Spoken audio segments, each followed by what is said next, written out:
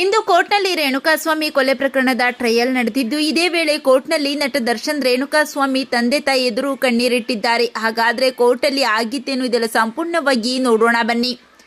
ಹೌದು, ನಟ ದರ್ಶನ್ ಅವರು ಇಂದು ಕೋರ್ಟ್ಗೆ ವಿಡಿಯೋ ಕಾನ್ಫರೆನ್ಸ್ ಮೂಲಕ ಹಾಜರಾಗಿದ್ದು, ಈ ವೇಳೆ ರೇಣುಕಾಸ್ವಾಮಿ ಅವರ ತಂದೆ ತಾಯಿಯರ ಹೇಳಿಕೆಯನ್ನು ತೆಗೆದುಕೊಳ್ಳಲಾಗಿದೆ.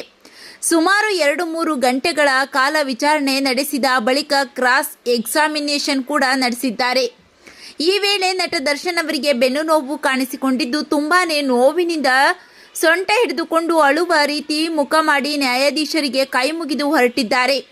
ಇದರಿಂದ ನಟ ದರ್ಶನ್ ಅವರಿಗೆ ಮತ್ತೆ ಬೆನ್ನು ನೋವು ಕಾಣಿಸಿಕೊಂಡಿದೆ ಎನ್ನುವ ಸುದ್ದಿ ಹರಿದಾಡುತ್ತಿದೆ. ಇದೆಲ್ಲವನ್ನ ರೇಣುಕಾಸ್ವಾಮಿ ತಂದೆ ತಾಯಿ ಕೂಡ ಗಮನಿಸಿದ್ದಾರೆ.